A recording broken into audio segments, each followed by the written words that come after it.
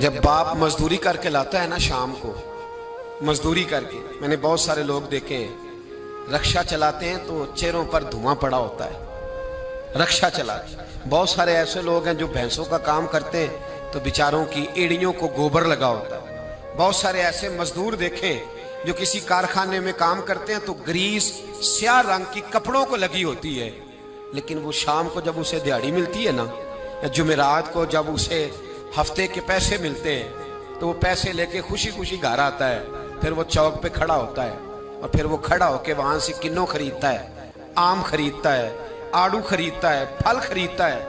और जब वो ला के घर में आता है वो सामान, और उसका छोटा बच्चा दस्तरखान बिछाता है और दस्तरखान पे वो धो के हाथ बैठता है, और बीवी जो इंतजार कर रही थी वो 10 दफा, ये मैंने ये देहात में माहौल देखा है, एक दफा बिस्मिल्लाह नहीं पढ़ती, वो 10 दफा बिस्मिल्लाह।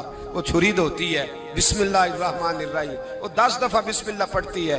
फिर वो जब सजाया जाता है और बेटे और बेटियां उनको उठा के मुंह में रखते हैं, बाप के दिल को जब ठंडक पहुंचती है तो मुझे यूं लगता है आसमान के फरिश्ते भी दरवाजे खोल खोल के देखते हैं कि यहाँ दौलत आई है, यहाँ कोई कमा के लाया, यहाँ बेटियां खा रही, यहाँ जद्दोजहद हो रही। और अगर तू हराम कमाई लाए, अगर तू किसी का कलेजा काट के लेके आए, तू हजारों रुपए का भी माल लेके आए, घर में रखता है, बड़ा बेटा कहता है मैं नहीं ये खाता, छोटे वाला कहता है मेरे नहीं ये पसंद, उससे छोटे वाला कहता है ले जाओ, ये तो पुराना हो गया है। वो जो मेहनत से थोड़ा सा आया करता था, थोड़ा सा, उसमें जो बरकत होती थी, उसके अंदर जो कैफ होता था, जो जद्दोजहद का पैसा था।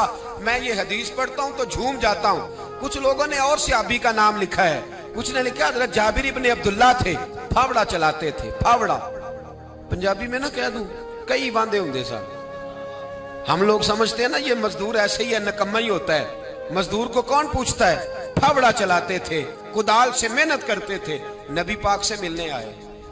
अल्लाह करे आज भी पिराने उजाम गरीबों से प्यार करने लग जाए। अल्लाह करे मशाइख उलमा थोड़ा सा इन्हें भी टाइम देने लग जाएं।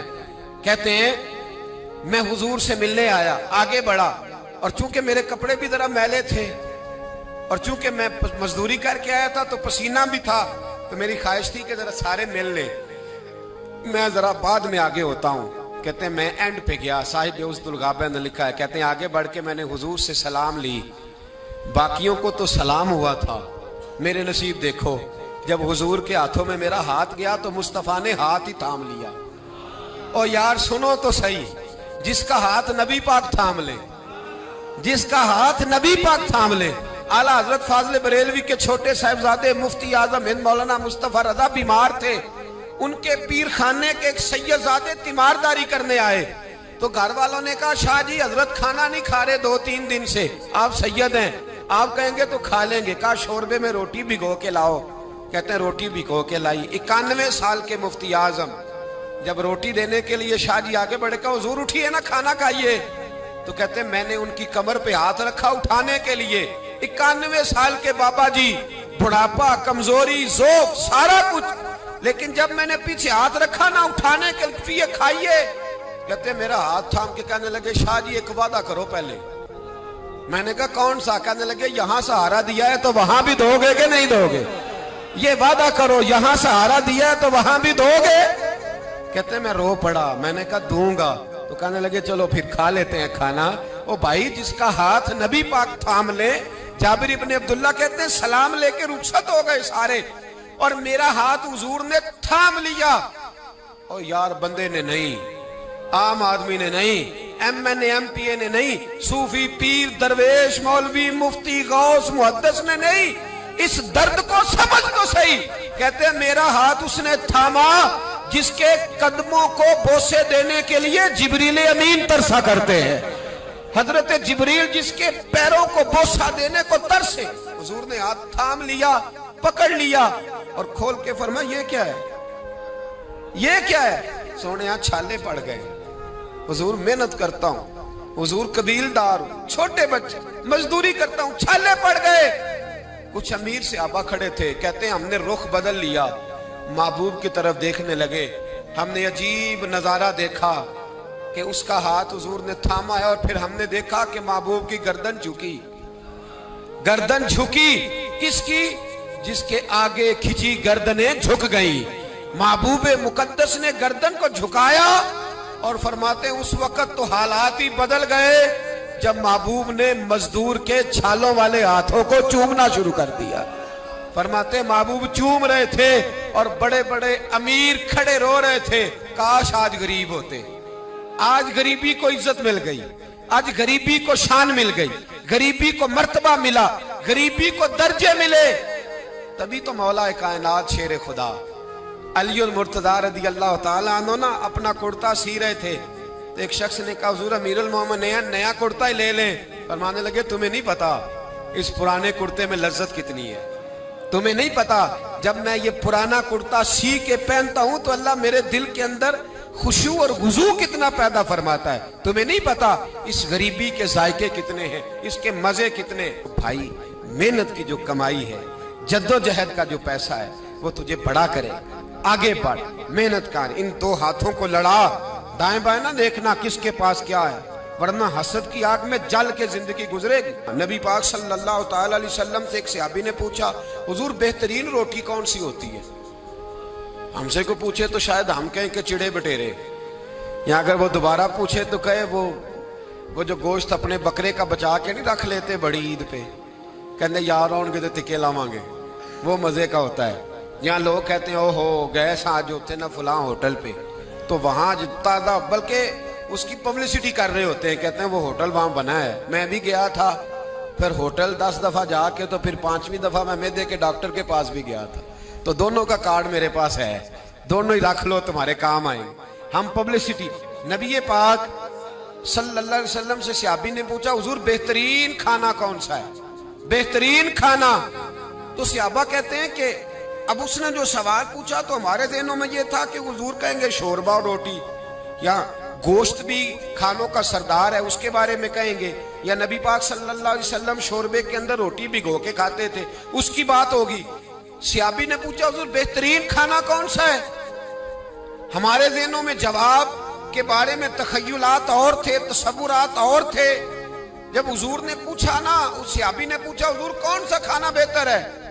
नबी पाक ने फरमाया वो वाला खाना जो बंदा अपने हाथ से मजदूरी करके खाता है, वो खाना सारे खानों में से बेहतर है, सब खानों में से बेहतर खाना वो जो तू मजदूरी करके खाता है, जो तू जद्दोजहद के साथ खाता है, जो तू कमाई करके खाता है। और अगर कोई तजारत करे, ताजर हो, तो महबूब अलैहिस्सलाम फरमाने लगे जो सच्चा ताजर हो, वो वाला ताजर नहीं जो कहे झूठ के बगैर काम ही नहीं चलता, वो वाला नहीं जो कहे झूठ बोलूंगा तो दुकान चलेगी। फरमाया जो सच्चा ताजर होगा अल्लाह कयामत के दिन उसे शहीदों, सिद्दीकों, और महबूब फरमाने लगे अल्लाह उसे कयामत में सिद्दीकों, शहीदों और नबियों के साथ जगह अता फरमाएगा।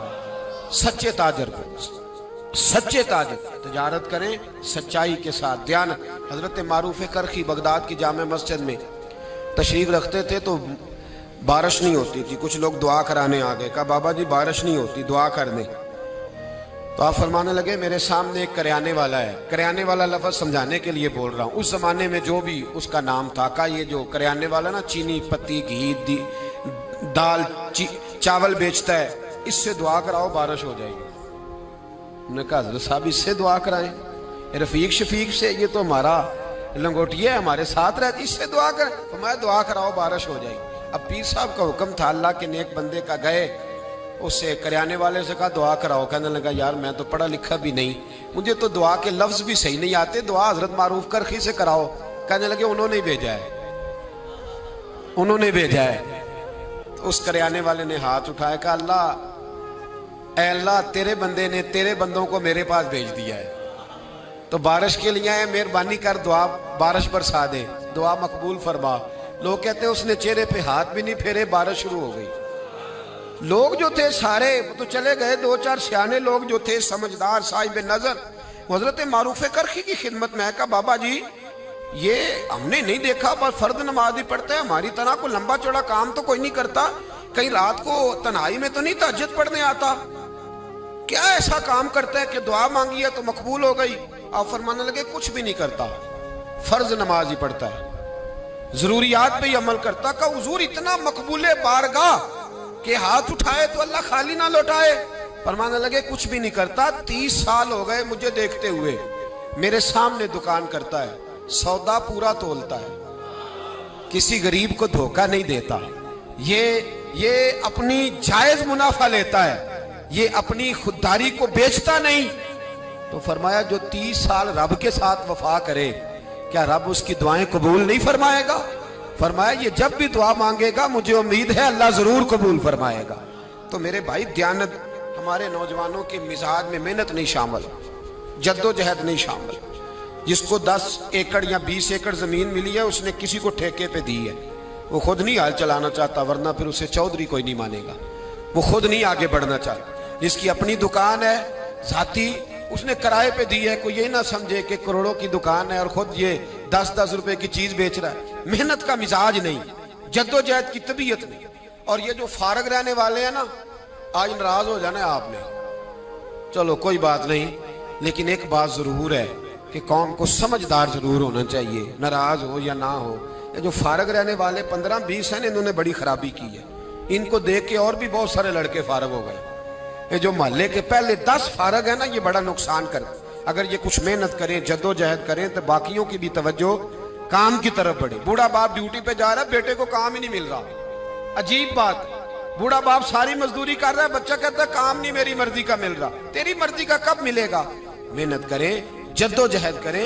दूसरों के हाथों की तरफ देखने वाले बुज़दिल होते हैं, कमजोर लोग होते हैं। हजरत हसन बसरी रहमतुल्लाह अलैह एक नौजवान को रोज कहते थे जा कोई काम तलाश कर, रोज भेजते। एक दिन वो आ गया आपकी खिदमत में, आके कहने लगा हुजूर मैंने फैसला कर लिया, मैंने कोई काम नहीं करना। फरमाने लगे क्यों? कहने लगे आज मैंने अजीब सीन देखा है। फरमाया क्या देख आए हो? कहने लगा जी मैं जंगल में गया हूं तो मैंने देखा है एक शेर ने शिकार किया है, आधा उसने खा लिया है और आधा मुंह में पकड़ के सफर शुरू कर दिया है। एक पहाड़ी पे चढ़ गया शेर, मैं भी एक दरख्त पे चढ़ा देख रहा था। हजरत जी जब वो शेर पहाड़ी पे चढ़ा है तो वहां एक लूमड़ी बैठी थी जिसकी एक टांग भी कटी हुई थी और दोनों आंखों से नाबीना भी थी। उस शेर ने वो बचा हुआ शिकार उसके मुंह में डाला है। तो जो रब लूमड़ी के लिए खुराक का बंदोबस्त कर सकता है मेरे लिए भी करेगा, लिहाजा मैंने अब काम नहीं करना। हजरत हसन बसरी मुस्कुराए, फरमाने लगे क्या बात है तेरी, तूने किरदार दो देखे, एक शेर देखा एक लूमड़ी देखी। फरमाने लगे बेवकूफ, तूने लूमड़ी बनने का प्रोग्राम बनाया, शेर बनने का क्यों नहीं बनाया? तो लूमड़ी बनने का प्रोग्राम बनाया कि कोई कमा के लाएगा तो मैं खाऊंगा, शेर बन, शिकार कर, खा भी और खिला भी, गरीबों के पास भी लेके जा, खा भी और क्या बन। जिन्होंने मैं आना पिया फिर नहीं बोल दे, बूढ़े ही बोलते हैं बेचारे। क्या बनना है? शेर बन, शेर, खा भी और खिला भी, मेहनत कर, जद्दोजहद कर। अल्लामा इकबाल लंदन में थे तो बेटे ने खत लिखा, काबा जी जरूरत पड़ गई है, मजबूरी आ गई है, कुछ पैसे किसी से उधार ले लूं, जब आप वापस आएंगे तो लौटा दूंगा। तो इकबाल ने अपने बेटे को खत लिखा और उस खत के अंदर एक नज़म लिखी और क्या अंदाज इख्तियार किया, जावेद के नाम उस नज़म का नाम रखा। इकबाल कहने लगे दियारे इश्क में अपना मकाम पैदा कर, अब्बे के सहारे जीना अब छोड़ दे, अब वालिद को बैसाखी बना के आगे बढ़ना छोड़ दे। दियारे इश्क में अपना मकाम पैदा कर, नया जमाना नए सुबह शाम पैदा कर। खुदा अगर दिले फितरते शनास करे अता तुझको, सुकूते लाला गुल से कलाम पैदा कर। और मेरा तरीक अमीरी नहीं फकीरी है, मेरा तरीक अमीरी नहीं फकीरी है, खुद ही न बेच गरीबी में नाम पैदा कर, खुद ही न बेच गरीबी में नाम पैदा कर। पता तो तब है ना कि जब तू गरीब हो फिर कुछ करके दिखाए, जब तू कमजोर घराने से उठे फिर तू कुछ करके दिखाए। अब्बे का सजादा नशीन बनना आसान, अब्बे की फैक्ट्री वाली कुर्सी पे बैठ जाना आसान, लेकिन तू तो बता ना, तेरे अंदर भी कोई खूबी है भाई के नहीं? बता, ये तो कमजोर लोग होते। मेरा तरीक अमीरी नहीं फकीरी है, खुद ही न बेच गरीबी में नाम पैदा कर। ये दुनिया में कोई पेशा बुरा नहीं। तो हजरत दाऊद लोहे का काम करते थे, लोहे का काम हजरत दाऊद को कहे बुरा लोहार को, ये हजरत दाऊद करते थे। खुद नबी पाक अलैहिस्सलाम ने बयान फरमाया। हजरत नूह अलैहिस्सलाम लकड़ी का काम करते थे, हजरत सैयदना आदम अलैहिस्सलाम खेती बाड़ी भी करते थे और कपड़ा भी बुना करते थे। अम्मा हव्वा घर के अंदर कपड़ा बुनती थी। ये पेशे बुरे हैं। हजरत इदरीस अलैहिस्सलाम कपड़े सिया करते थे, जो हमारा दर्जी काम करता है। ये पेशे बुरे हैं। एक पेशा बुरा है दुनिया में, एक पेशा, वो है किसी से मांग के खाना। बर्तन धोने वाला बुरा नहीं होता, झाड़ू देने वाला बुरा, चौकीदारा करने वाला बुरा। किसी ने पता नहीं, गालिबन नयतुल्लाह मरहूम की बात है, एक गुजरे हैं कालम निगार या कुदरतुल्लाह साहब की, कहते हैं कि मैं, किसी ने उनसे कहा कि तुम किसी से कुछ लेते नहीं, खुददारी कैसे सीखी? तो कहने लगे एक महंगे होटल में रोटी खाने गया, तो उस महंगे होटल का जो चौकीदार बाबा था ना, वो सर्दियों में इस तरह के कपड़े पहन के आया कि ठिठर रहा था, कहां पर रहा था। तो मैंने आगे बढ़ के कहा कि बाबा तेरे पास मोटे कपड़े कोई नहीं? कहता बेटा होते तो मैंने पहने ना होते। तो कहते मैंने कहा कि इस वक्त रात सारी तूने ड्यूटी करनी है तो इन्हीं कपड़ों में रहोगे? तो कहते हैं कि वो कहने लगा हाँ बेटे क्या बताऊं, 4 बच्चे, बूढ़ा हूं, उनकी नौकरी करनी होती है और उन 4 बच्चों में सिर्फ बेटियां हैं, बेटा है कोई नहीं मेरे पास। तो मैं तो आज चाय पीनी थी तो मेरी बीवी मुझे कह रही थी कि थोड़ी सी पत्ती और 1 कप दूध घर में पड़ा है, बच्चे सोते हैं तो आपको बना के देती हूँ। तो कहते मैं तो चाय इस तरह पीता हूँ जिस तरह दवाई पी जाती है। तो मैं ना वो थोड़ी सी, सब रोगां दा रोग मोहम्मद जिसका नाम गरीबी, तो मैंने वो चाय मेरी बीवी बना के लाइया। तो मैंने कहा भली माना तुझे भी ठंड लग रही होगी थोड़ी, तू भी पी ले। तो उसने कहा नहीं आपने सारी रात चौकीदारा करना है, आप पिए। कहते मैं पी के आ गया हूँ। कहते ऐन इशा का वक्त था, सर्दी का मौसम था, घास थी बाहर, होटल के बाबा खड़ा था। कहते मैंने ना बाबे की बात सुनी तो मैंने समझा कि इस वक्त का सबसे बड़ा सखी मैं ही हूं, और मैं लगा हूं कारून के खजाने को जूता मारने, लगा हूं मैं बहुत बड़ी सखावत करने। कहते मैंने जेब में हाथ डाला और 5 आने निकाल के बाबे को दिए। मैंने कहा बाबा ले जाओ, इकट्ठी चीनी ले जाओ। और 5 आने का बड़ा कुछ आया करता था उस जमाने में, इकट्ठी चीनी और पत्ती ले जाओ और घर में चाय पियो। कहते इतनी देर हुई तो इशा की अजान हो गई, और जब मुअज्जिन ने अजान पढ़ी और मैंने 5 आने बढ़ाए तो बाबे ने लपेट के मुझे दिए। कहने लगे मैं तो तुझे अच्छा आदमी समझा था, तूने मुझे क्या समझ लिया है? मैंने अच्छा समझ के दुखड़ा सुनाया और तू मुझे क्या समझ बैठा? ये आरज़ुए करम और मैं आपसे करूं? ये भीख उसको दीजिए जिसका खुदा ना हो, ये भीख उसको दीजिए जिसका खुदा ना हो। कहा जा रख अपने पैसे। और कहते हैं फिर मैंने उस बाबे को देखा, उसने जूते उतारे और ठंडी घास पे उसने अल्लाह अकबर कह के नमाज की नीयत बांधी। और कहते हैं जब वो सजदे में गया तो मैं महवे हैरत था, और जब बाबा अत्ताहियात पे बैठा तो मैं रो रहा था। मेरा दोस्त कहने लगा क्या हुआ? मैंने कहा आज मुझे समझ में आया है, इय्याका नअबुदु व इय्याका नस्तईन। आज बात समझ में आई है, आज समझ में आया, इय्याका नअबुदु व इय्याका, ये आज मसला समझ में आया है। कहते हैं उस बुजुर्ग ने सलाम फेरा और कहने लगा तू अभी गया नहीं?